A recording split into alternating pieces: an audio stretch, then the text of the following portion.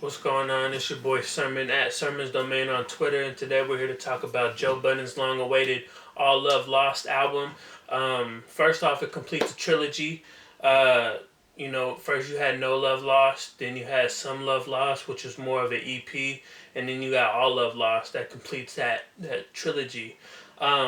Without the official title, this could easily be like a Mood Muzik 5. This has that same kind of vibe, like when you put it in the category with, his older work. This is like very depressing and honest, and it's probably one of my favorite projects from Joe Budden. But it's interesting to me because while the music is as good as my favorite, I think, has to be Mood Muzik 3. Or Padded Room. One of those two are my favorite albums, mixtapes from him. But it's interesting because this is as good as like a Mood Muzik 3, but I don't connect with it as much. Like, I appreciate it, I like the music, but I don't think I'm in the same space as I was in 2007. I suffered from depression a lot, and Joe Budden really connected with me, so I really felt, what he was going through on Mood Muzik 3, on All of Me. But this album is still really good. It's still really great to me. It's full of relatable material. Like, if you're a Joe Budden fan, you're going to love this album. He has records like Man Down, which is, dedicated to, people that have passed, like Stack Bundles, Chinks, Eric Garner, and, more. He kept the record from Some Love Lost called Only Human, which next to All of Me is probably my favorite Joe Budden record because it's so honest. And I always like when he goes on these long 8-minute honest records, and he has Imani with him. And they've always been such a great combination.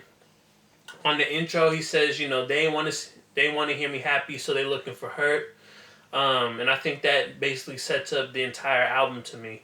He also tackles about how fans didn't want to see him like happy or with that mainstream features, because No Love Lost had like Wiz Khalifa and Kurt Cobain, French Montana, these out of the box features for Joe Budden, and I get that nobody wanted to really see that because Joe Budden's not an artist that can pull that off. He's rooted in his honesty, and I feel like trying to create like a mainstream single just didn't work.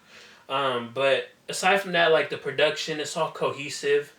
It doesn't none of the beats feel like they're out of place. And I really enjoyed his open letter to Eminem on Slaughtermouse. And then it's like there's a nice contrast between Man Down and Immortal. Like, Immortal is kind of, him being invincible, but, Man Down is him feeling vulnerable. So they kind of contrast each other. And I thought it was just something, cool for the ordering of the album.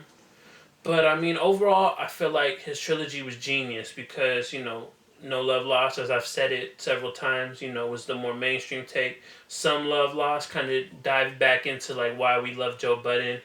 And then, All Love Lost is, him with his depression, his honesty, retelling his relationships and dealing with like his brother getting shot and all these emotions, all these feelings that he did. And I feel like All Love Lost from Joe Budden, like the title to me symbolizes like if you don't like this album, then it's all love lost. But if you didn't like No Love Lost, then there's no love lost because that's not really, Joe Budden's style. I guess if that makes some sense.